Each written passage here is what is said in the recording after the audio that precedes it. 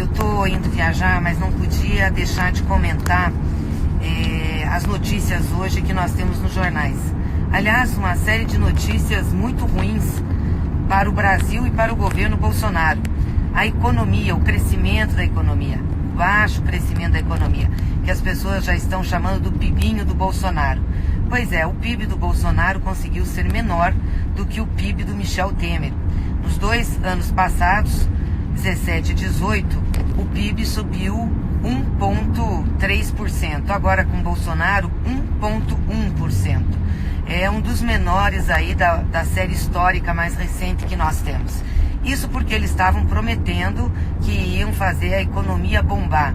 As reformas trabalhistas, a emenda constitucional 95, que é a emenda do teto dos gastos, a reforma da Previdência e tantas outras medidas que eles tomaram para retirar direitos, para cortar gastos, para, enfim, impedir que tivesse investimentos públicos, achando que isso é o que iria salvar a economia. Muito pelo contrário, a economia está muito ruim. E aí eu vejo algumas pessoas pelas redes criticando o PT, porque diz que no ano de 2015 e no ano de 2016 o PIB foi negativo. É verdade que foi sim. Em 2015 nós tivemos uma grave crise internacional e todas as pautas bombas no Congresso Nacional levadas à frente por Eduardo Cunha e por uma oposição sistemática à presidenta Dilma, que já existia naquele momento. Muito forte, uma oposição para tentar desestabilizá-la. E vamos lembrar que Eduardo Cunha votou o impeachment da Dilma em dezembro de 2015, abriu o processo de impeachment. E em maio de 2016, a presidenta Dilma foi afastada. Assumiu Michel Temer. Portanto, 2016 não foi governado pelo PT. 2016 foi governado por Michel Temer e por todos os seus aliados, aqueles que votaram no impeachment da Dilma, que é o caso do Bolsonaro e o pessoal que estava com ele. Então o resultado de 2016 não pertence ao PT, pertence sim ao golpe e o fato de não terem deixado a Dilma reagir com várias medidas que precisavam ser tomadas em razão da crise internacional. Só para vocês terem uma ideia, a média dos PIBs dos governos do PT, vamos pegar de 2003 a 2015, é de 2,9% ao ano. Foi isso que o Brasil cresceu, um dos períodos em que a gente teve um dos maiores crescimentos em relação aí à história do Brasil, 2,9%. Para o governo do Temer junto com o Bolsonaro, computando-se 2016, dá 0,13%. Se não computar, dá 1,2%.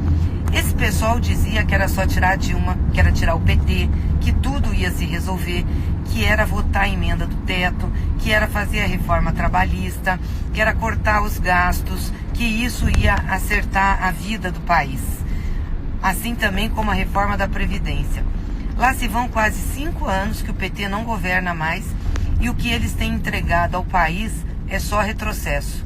Os indicadores da economia são muito baixos, são muito ruins. Aliás, o dólar hoje está mais do que 4,6, que é histórico isso, 4,60.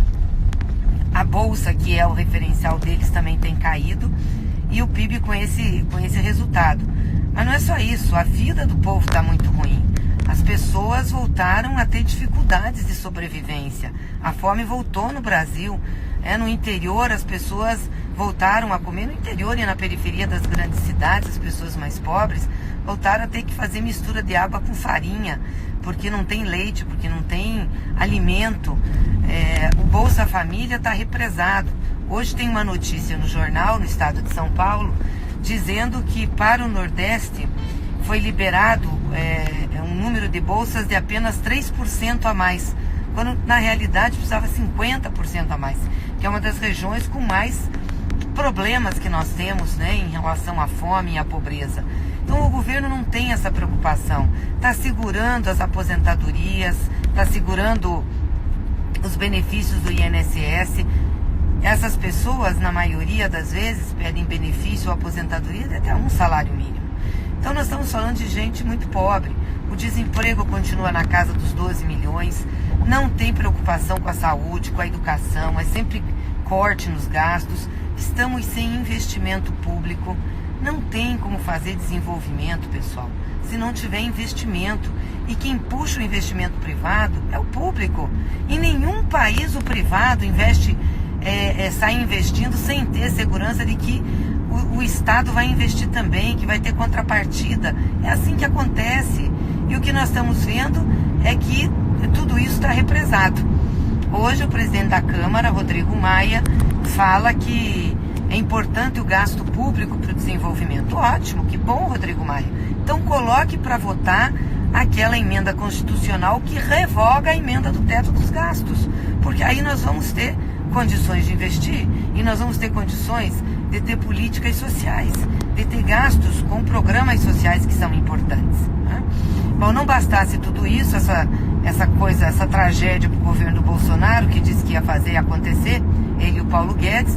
Ontem, Bolsonaro, que critica o Congresso, que está ajudando a chamar uma manifestação para o dia 15 contra o Congresso Nacional, porque diz que o Congresso não deixa ele governar, diz que o Congresso atrapalha porque colocou um orçamento impositivo de 30 bi, fez um acordão com o Congresso, um acordão.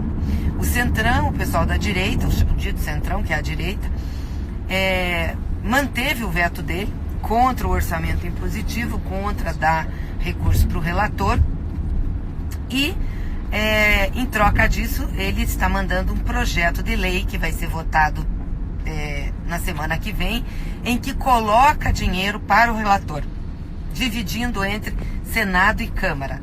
Ou seja, um faz de conta.